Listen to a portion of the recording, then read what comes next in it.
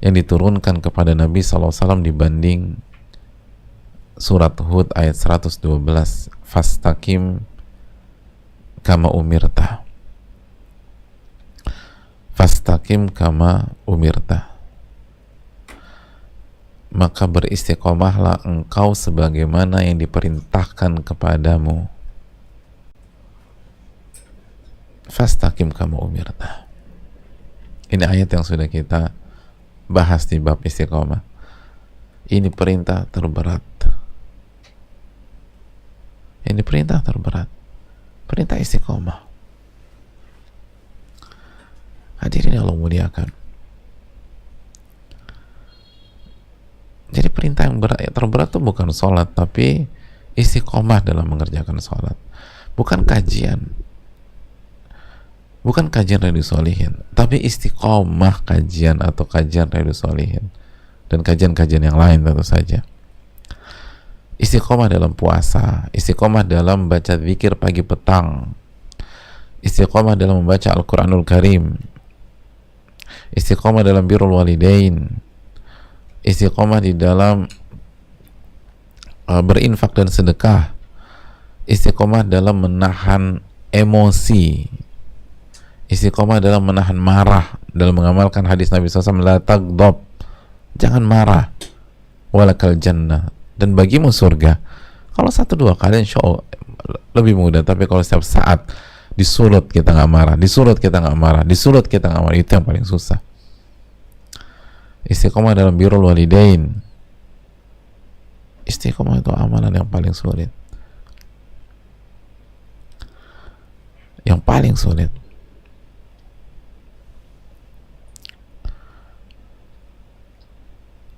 Nggak ada yang lebih sulit dari istiqomah dalam mengerjakan kebajikan.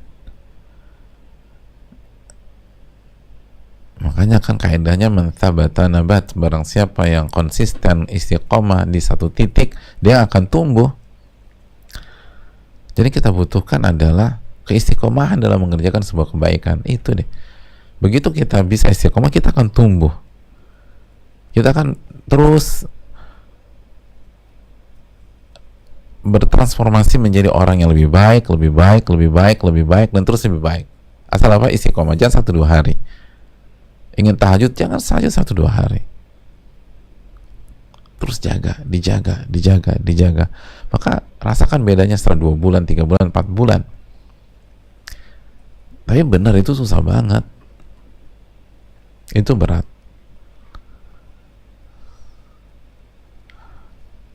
Oleh karena itu, karena amalan ini sangat berat, ada sebuah kunci yang gak boleh kita lupakan. Kalau kita punya kunci ini, kita akan istiqomah. Kita akan istiqomah dalam sholat, kita akan istiqomah dalam puasa, kita akan istiqomah dalam zikir pagi petang, kita akan istiqomah dalam sholat duha, kita akan istiqomah dalam tahajud, kita akan istiqomah dalam baca Al-Quran, kita akan istiqomah dalam senyum misalnya, berakhlak mulia, menggunakan kata-kata yang baik. Kunci itu disampaikan oleh Nabi kita SAW dalam hadis riwayat Imam Ahmad dengan sangat gamblang. Kata Nabi SAW, la yastaqimu imanu abdin hatta yastaqima qalbuh. La yastaqimu imanu abdin hatta yastaqima qalbuh. Iman seorang hamba tidak akan istiqomah atau tidak istiqomah sampai hatinya istiqomah. Iman seorang hamba tidak akan istiqomah sampai hatinya dulu istiqomah. Iman seorang hamba tidak akan istiqomah sampai hatinya istiqomah. Sampai hatinya istiqomah. Kalau hatinya nggak istiqomah, dia tidak akan istiqomah. Jadi kunci keistiqomahan kita adalah hati kita harus istiqomah dulu. Hati kita harus istiqomah dulu. Itu kuncian. Maka jika kita ingin istiqomah, perbaiki hati. Kita ingin istiqomah, fokus mengistiqomahkan hati. Kita ingin istiqomah, jaga hati kita.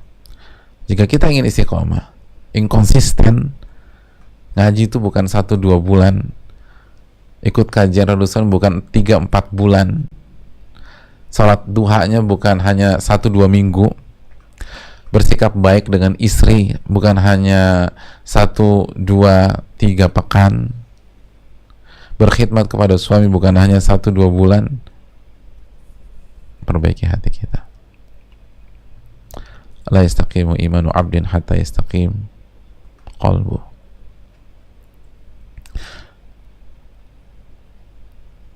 Iman seseorang tidak akan istiqomah, tidak istiqomah sampai hatinya istiqomah. Sampai hatinya istiqomah.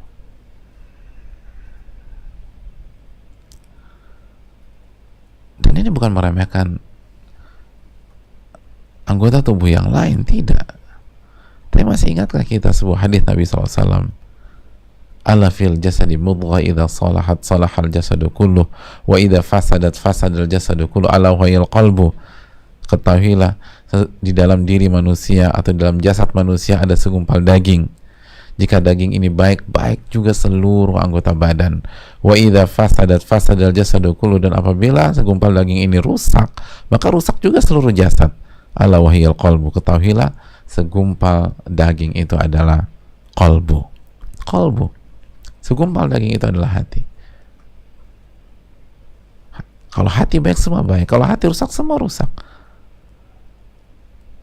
Makanya para ulama ketika berbicara tentang hati, mereka menggunakan istilah atau menyamakan hati ibarat seorang raja. Kata Abu Hurairah radhiyallahu taala anhu, al-qalbu malikun wal a'dha'u junuduhu. Hati itu raja dan anggota badan yang lain itu prajuritnya. Raja bilang kanan, semua kanan. Raja bilang kiri, pada dasar semua akan ke kiri. Raja suruh mundur, secara umum pada dasarnya prajurit akan mundur. Raja bilang maju, serang, semua serang.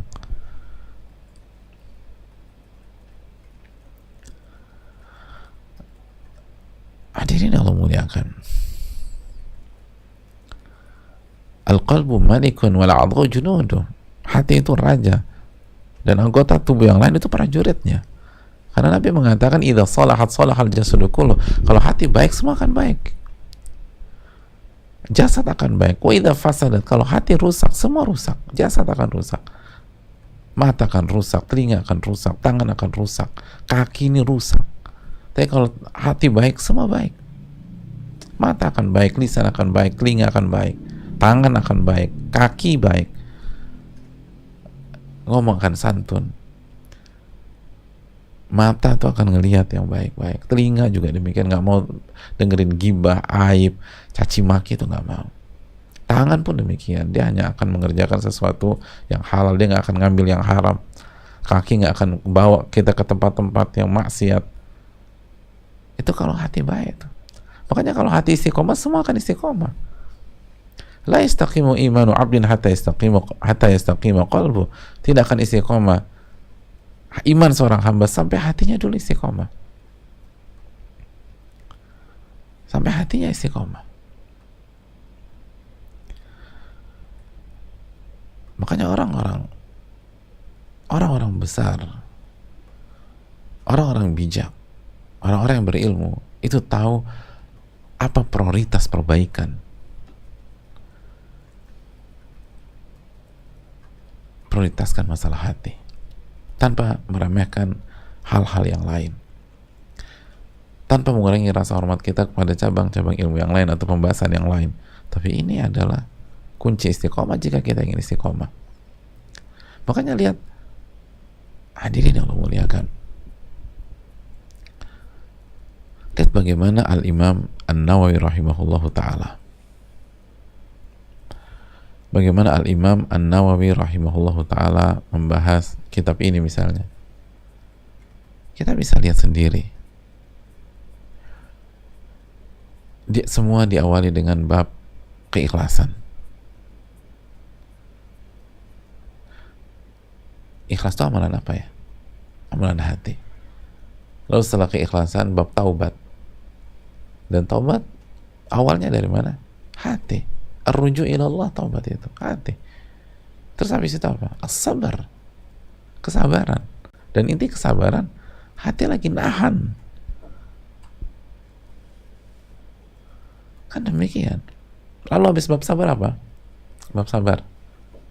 Udah kok lupa. As-sidqu, sidq, jujur. Jujur itu awalnya amalan apa? Amalan hati. As-sidqu ma'allah. Intasduki la yasduka, jika Anda jujur sama Allah akan wujudkan cita-cita Anda. Kejujuran adalah awal berasal dari hati.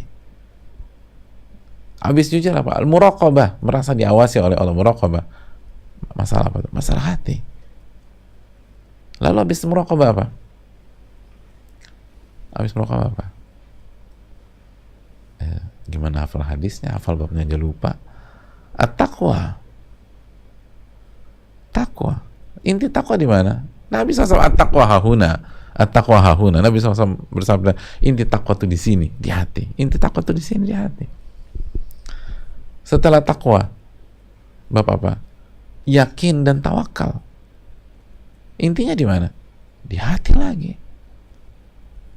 Habis yakin dan tawakal, istiqomah. Dan istiqomah, Anda nggak akan istiqomah sampai hati Anda dulu istiqomah. Lihat kejelian para ulama. Karena mereka tahu ini kuncinya istiqomah. Kalau hati nggak bagus, nggak akan bertahan. Nggak akan bertahan. Kalau kita nggak punya kajian tentang masalah hati, tidak akan bertahan. Nabi yang bersabda, nggak akan istiqomah. Oke, mungkin kita hijrah, lalu kita semangat, tapi kalau kita tidak punya kajian tentang hati, kita tidak belajar tentang hati, lalu kita tidak fokus memperbaiki hati kita, memperbaiki keikhlasan kita, muraqabah kita, takwa kita, kejujuran kita sama Allah, keikhlasan, maka nggak akan istiqomah. Nggak akan istiqomah. Bukan kita yang menyatakan, tapi Nabi kita SAW yang bersabda, la yastaqimu imanu abdin hatta yastaqima qalbuh. Tidak akan istiqomah hati iman seseorang sampai hatinya dulu istiqomah. Sampai hatinya dulu istiqomah. Makanya jamaah yang Allah muliakan,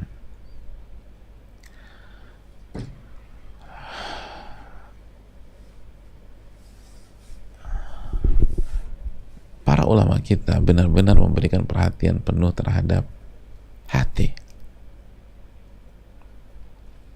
Sebagian para ulama klasik mengatakan begini, ma balagha man balagha indana bi kathratis shalah wal siyam. Pencapaian yang dicapai oleh orang-orang di generasi kita, kata mereka, itu bukan karena banyaknya sholat dan bukan karena banyaknya puasa. Banyak sholat itu penting dan banyak puasa juga penting, tapi bukan itu faktor utamanya. Walakin bisa khawatin nufus wa salamatis sudur wa nusulil ummah wa zada ba'dahum wa ihtiqaru anfusihim.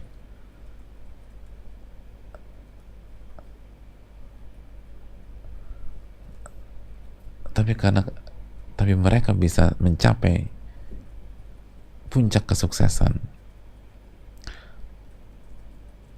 itu karena jiwa besar mereka, bersihnya hati mereka, wa nusilul ummah, dan hati mereka punya prinsip ingin yang terbaik buat umat, ingin yang terbaik buat saudaranya, dan senantiasa merendahkan hati mereka. Ya, semua hati, berjiwa besar, bersihnya hati, lalu punya prinsip hati mereka tuh pengen kasih yang terbaik buat saudaranya, buat temennya.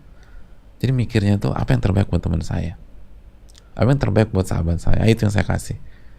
Itu yang membuat mereka sukses. Itu yang membuat mereka sukses. Hadirin Allah muliakan,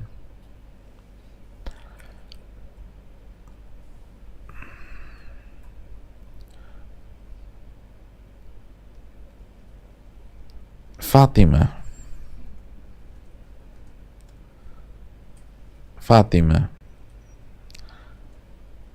binti Abdul Malik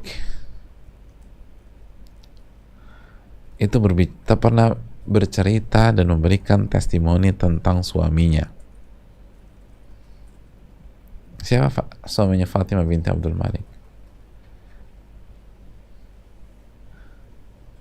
Suaminya seorang yang sangat luar biasa, nama besar dalam Islam. Istrinya namanya Fatimah, dan Fatimah menceritakan apa kunci sukses suaminya. Siapa suaminya? Umar bin Abdul Aziz. Umar bin Abdul Aziz. Masih ingat nama itu? Luar biasa. Ketika suaminya wafat rahimahullah, Fatimah bercerita tentang amalannya. Amalan suaminya, kok bisa suaminya sesukses ini? Dalam waktu kurang dari 3 tahun jamaah, Umar bin Abdul Aziz itu bisa membuat rakyatnya tidak terima zakat dan tidak mau terima zakat. Nggak sampai 3 tahun. Rakyatnya tidak terima zakat karena ekonominya baik, dan tidak mau terima zakat. Nggak mau.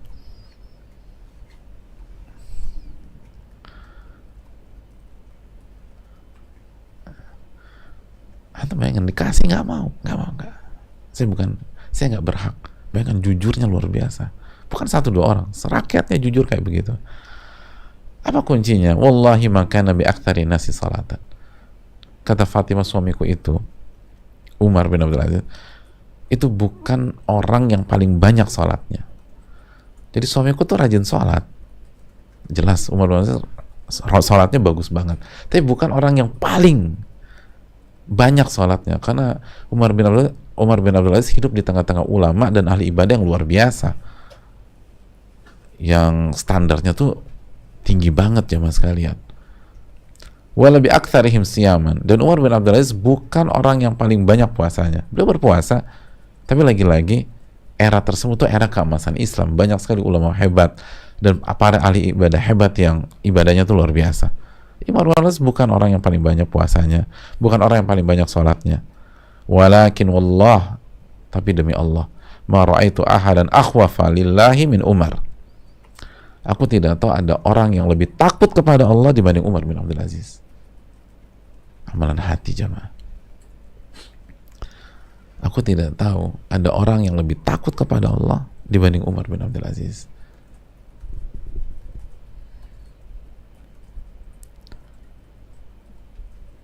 Amalan hati itu yang membuat mereka berhasil.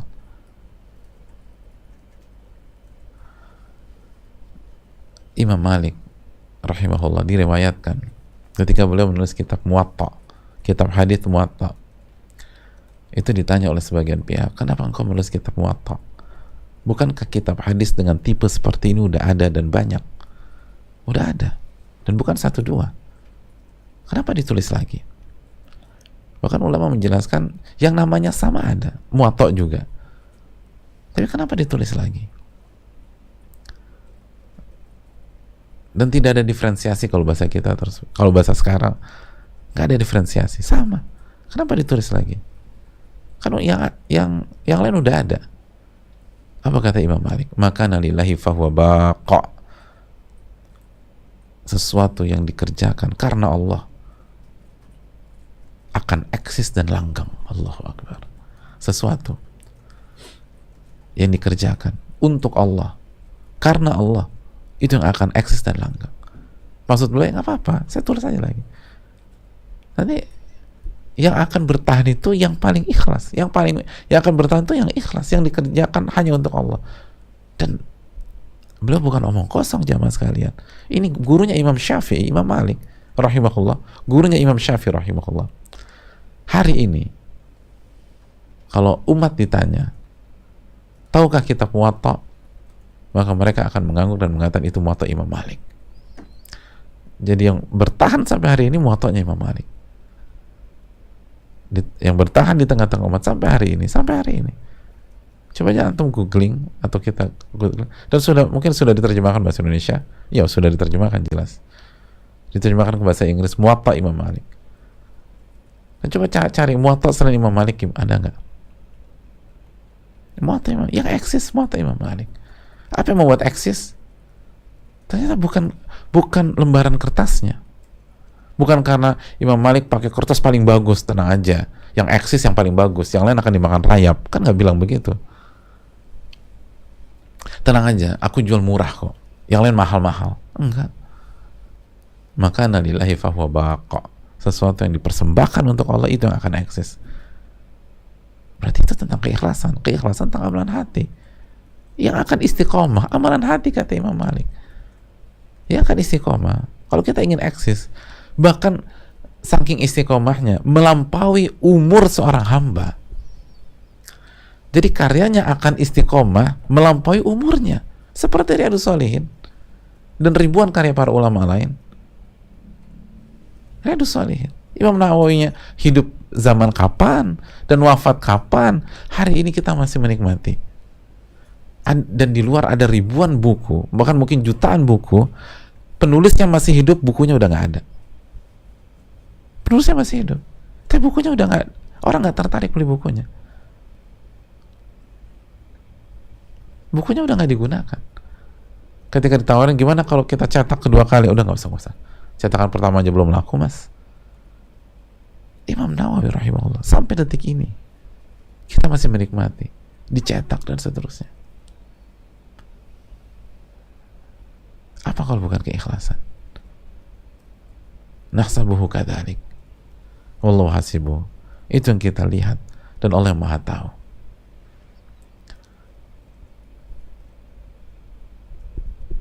Jadi bayangkan kalau kita menjaga amalan hati jamaah, itu amalan kita lebih, saking istiqomahnya, lebih eksis, lebih panjang umurnya dibanding usia kita sendiri,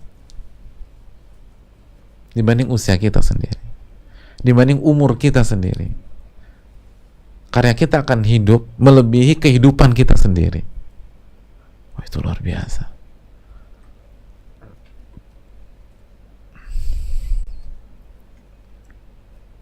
Banyak orang dia masih hidup, karyanya udah hilang, dibuang, nggak dipakai, ditolak orang. Padahal dia research bertahun-tahun, dia berusaha bertahun-tahun.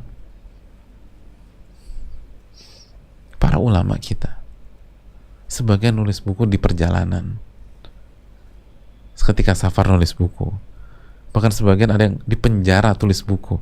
Sampai hari ini kita nikmati buku-buku mereka, tetap eksis, tetap bertahan, tetap istiqomah dibaca. Maksud istiqomah secara bahasa ya, artinya tetap dinikmati oleh orang walaupun sudah meninggal.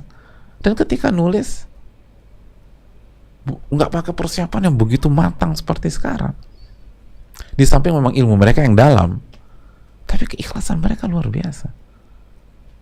Ada sebagian ulama nulis buku karena ada delegasi datang minta keterangan tentang sebuah masalah, ditulisin. Nggak sampai 1 hari ditulisin. Sampai hari ini kita nikmatin karya tersebut.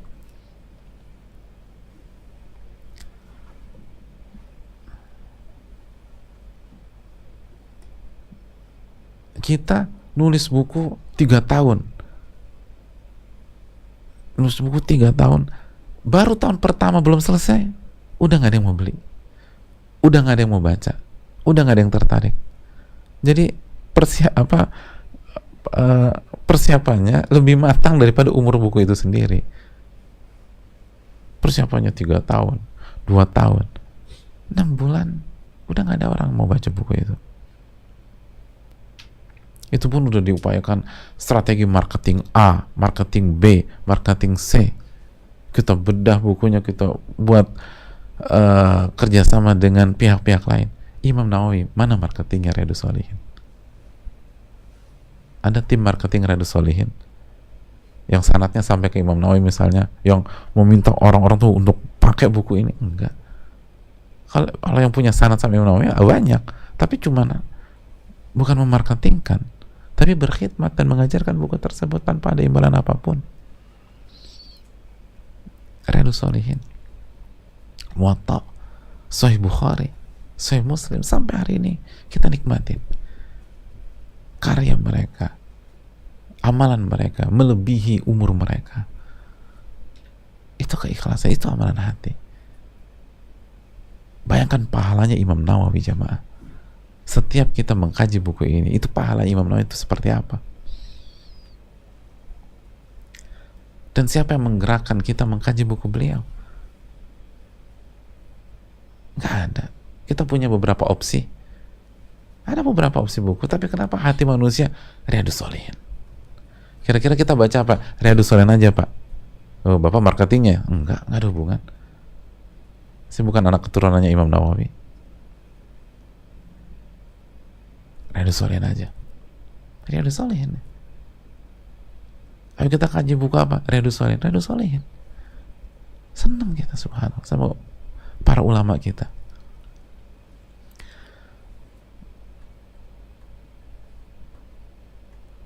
Jadi hadirin Allah muliakan, ini kan bukti nyata ya. Jadi bukan hanya istiqomah sampai wafat, tapi tetap eksis sampai setelah wafat kita.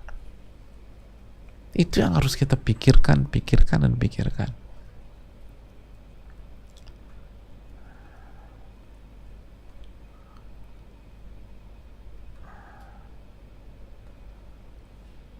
Kalau kita memang pengen berbuat sesuatu di kehidupan yang sangat singkat ini,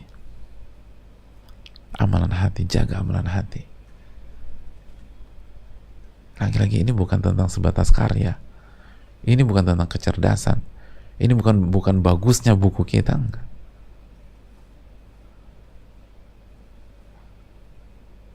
Ini tentang amalan hati sebelum segala sesuatu. Hadirin Allah muliakan, Abdullah bin Mas'ud pernah menyatakan, sebagaimana hadis yang dikeluarkan Imam Ahmad, Inna Allah nadhara fi qulubil ibad. Sesungguhnya Allah melihat hati-hati manusia, hati-hati hambanya. Sesungguhnya Allah melihat hati-hati hambanya. Fawajada qalba Muhammadin sallallahu alaihi wasallam khaira qulubil ibad. Maka Allah mendapati hati Nabi Muhammad sallallahu alaihi wasallam sebaik-baik hati hambanya. Allah mendapatkan hati Nabi Muhammad sallallahu alaihi wasallam sebaik-baik hati hamba-hambanya. Fastafahu li nafsih.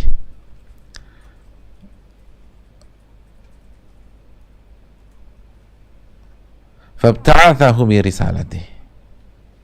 Maka Allah memilih Nabi Muhammad SAW untuk dirinya. Dan Allah utus beliau menyampaikan risalahnya.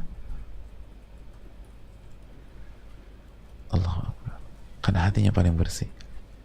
Allah memilih Nabi SAW dan Allah utus sebagai pembawa risalahnya. Thumma nadhara fi qulubil ibad. Lalu Allah melihat hati-hati manusia dan hati-hati hamba-hambanya yang lain. Setelah Allah memilih Nabi kita SAW, Allah melihat hati manusia atau hati-hati hambanya ba'da qalbi Muhammadin, setelah hatinya Rasulullah SAW, setelah hatinya Nabi Muhammad SAW. Fawajada quluba ashabihi khaira qulubil ibad. Maka Allah mendapatkan bahwa hati-hati para sahabat adalah hati-hati terbaik setelah hati Nabi Muhammad SAW. Jadi hatinya Abu Bakar, hatinya Umar, hatinya Uthman, hatinya Ali radhiyallahu ta'ala anhum, itu hati-hati terbaik. Hatinya Abu Hurairah, hatinya Abdurrahman bin Auf, hatinya Talha bin Ubaidillah, hatinya Abu Ubaidah bin Al-Jarrah, dan seluruh hati para sahabat. Itu hati-hati terbaik setelah hati Nabi Muhammad SAW. Faja'alahu muzara'a nabiyhi. Maka Allah jadikan mereka sebagai pendamping Nabi Muhammad sallallahu alaihi wasallam. Gitu jamaah. Makanya udah tahu kan jawabannya kenapa kita nggak dipilih oleh Allah sebagai sahabat Nabi SAW. Ya hati kita kayak begini. Makanya kita ditaruh di tahun 1442. Bukan di tahun pertama Hijriah, tahun kedua Hijriah, tahun ketiga, atau tahun kelima kenabian.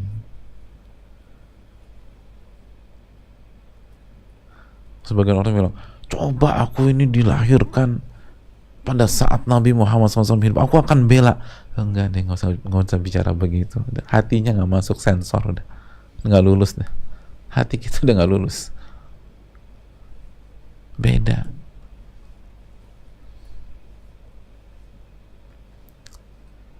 Beda memang. Dan apa kunci suksesnya? Hati sebelum yang lain. Yuqatiluna ala dinihi, dan mereka lah yang berperang dan memperjuangkan agama Allah Subhanahu wa taala. Lihat, bukan sebatas hati lalu berpangku tangan. Allah pilih mereka lalu mereka yang berjuang. Itu menunjukkan kalau hati baik semuanya baik. Buktinya para sahabat berjuang, nggak santai-santai, nggak rebahan. Ketika ditanya, kok rebahan terus? Yang penting hati bro. Nggak ada bilang begitu. Karena kalau hati baik semuanya baik. Kalau hati baik kita akan istiqomah, bukan malas-malesan. Makanya nggak ada ceritanya ada seorang wanita ditanya, Mbak kenapa nggak pakai hijab? Yang penting hati sis. Nggak ada, yang penting hati. Yang penting hatiku tuh berjilbab. Gimana jilbabin hati? Size-nya berapa? Justru sebaliknya, ketika kita nggak mau berhijab, itu berarti ada masalah dalam hati kita. Nabi SAW bersabda, la yastaqimu imanu abdin hatta yastaqima qalbuh. Tidak akan istiqomah iman seorang hamba sampai hatinya dulu istiqomah. Kalau hati baik, itu dikasih ayat gampang, dikasih hadis simpel. Makanya masyayikh kita dulu waktu kita belajar itu sering menasihati kita, ini hanya cukup satu dalil,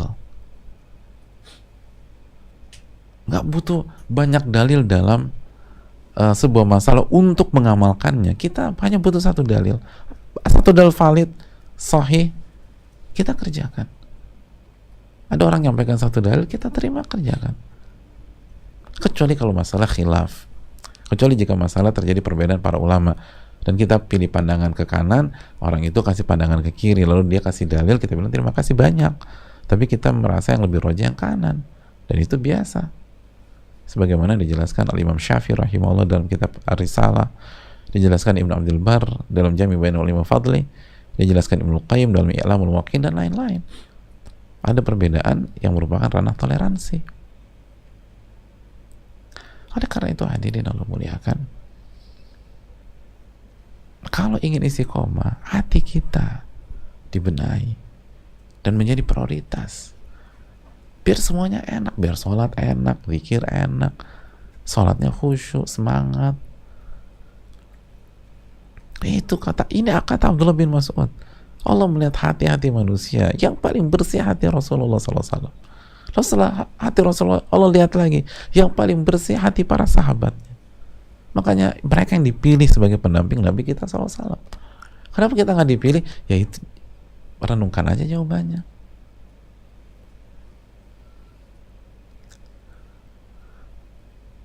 Hadirin Allah muliakan, Al-Imam Bakar Al-Muzani itu pernah menyampaikan kunci sukses Abu Bakar As-Siddiq radhiyallahu ta'ala an menjadi sahabat terbaik Nabi SAW. Sahabat terbaik Nabi kita SAW, manusia terbaik setelah era para Nabi dan Rasul, manusia terbaik setelah era para Nabi dan Rasul alaihi wassalatu wassalam. Apa kunci suksesnya? Kata Bakar Muzani, Bakar Al-Muzani rahimahullah, mas sabaqahum Abu Bakar radhiyallahu ta'ala anhu bikatrati siyamin wala salah.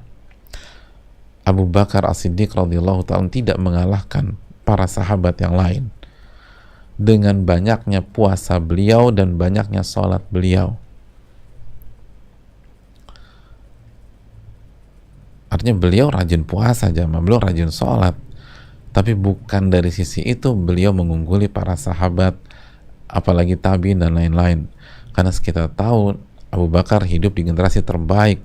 Ahli sholat itu luar biasa di zaman sahabat, ahli puasa itu luar biasa di zaman sahabat. Beliau rajin sholat, tapi bukan karena paling banyak sholat dan paling banyak puasa, walakin bisyai'in waqara fi sadri.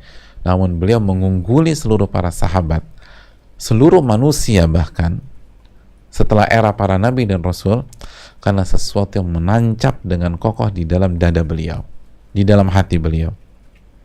Sesuatu yang menancap dengan kokoh di dalam hati beliau. Apa hal tersebut? Dijelaskan para ulama, hubbullah wan nasihatu li khalqih. Beliau punya rasa cinta kepada Allah yang gak ada yang mengalahkan. Cinta kepada Allah dan an-nasihah li khalqihi, dan nasihat kepada makhluk. Apa maksudnya? Punya mental ingin yang terbaik untuk makhluk Allah yang lain, ingin yang terbaik buat manusia.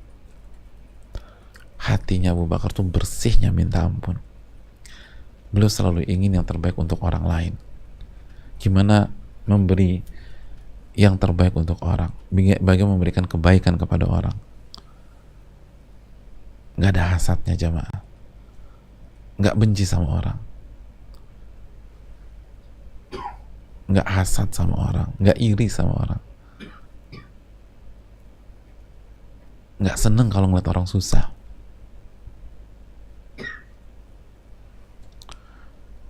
Dan semua ini amalan hati. Hubbullah wan nasihatu li khalqi. Cinta karena Allah, atau maaf, cinta, mencintai Allah dan selalu ingin yang terbaik buat makhluk dan manusia, bukan mengalahkan manusia secara duniawi dan seterusnya. Enggak senang ngeliat orang punya harta, senang Abu Bakar. Ngeliat orang jadi baik, senang. Lihat orang dikasih rezeki, senang banget Abu Bakar, senang. Itu yang membuat beliau melejit di dunia dan di akhirat nanti insya Allah. Mungkin ada pertanyaan, Ustadz, kata Nabi kan kalau hati baik semua akan baik. Harusnya kan kalau hatinya terbaik, sholatnya terbaik dong, atau sholatnya terbaik dan puasanya terbaik. Iya, tapi belum tentu terbanyak. Lihat bahasanya, banyaknya sholat dan banyaknya puasa. Karena banyak itu dipengaruhi oleh faktor-faktor lain. Bisa jadi orang hatinya paling baik di Jakarta misalnya, tapi secara kuantitas dan banyak-banyakan sholat, beliau bukan orang yang paling banyak mengerjakan sholat. Kenapa? Bukan karena malas, tapi karena beberapa faktor lain. Misalnya beliau sakit, bisa kan? Karena sakit nggak bisa mengerjakan sholat sebanyak yang lain. Tapi kalau kualitas jangan ditanya, bisa jadi sakit.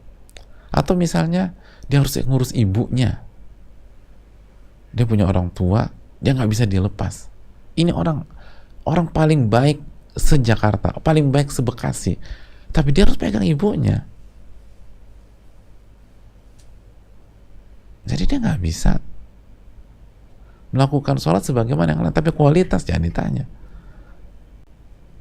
Dia adalah wanita dengan hati terbaik misalnya di Tangerang, tapi suaminya nggak mengizinkan dia puasa sunnah. Bisa nggak? Bisa aja. Jadi secara apa banyak-banyakan puasa lebih hebat yang lain, lebih banyak yang lain. Jadi banyak-banyakan itu faktornya seperti Abu Bakar As-Siddiq. Abu Bakar adalah khalifah, tugasnya banyak banget, banyak faktor jamaah sekalian yang membuat unggul Abu Bakar, sahabat Umar bin Abdul Aziz tadi kita, bahkan Nabi kita SAW adalah hati yang selanjutnya akan menjalar ke seluruh jasad seseorang. Jadi kalau kita ingin istiqomah, kuncinya adalah perbaiki hati kita, perbaiki keikhlasan, perbaiki kebersihan. Hati itu harus bersih sama orang. Hati itu buat hati kita cinta kepada Allah. Jangan terkait dan jangan tergantung kepada makhluk.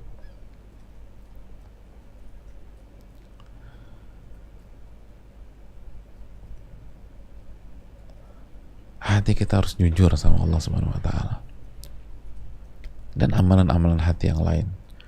Kalau kita berhasil mengistiqomahkan hati, lihat bagaimana Allah akan buat kita istiqomah sampai akhir hayat, bahkan amalan dan karya kita Allah buat melampaui umur kita itu sendiri, sebagaimana karya para ulama kita. Ini yang bisa disampaikan. Terima kasih banyak. Semoga Allah terima.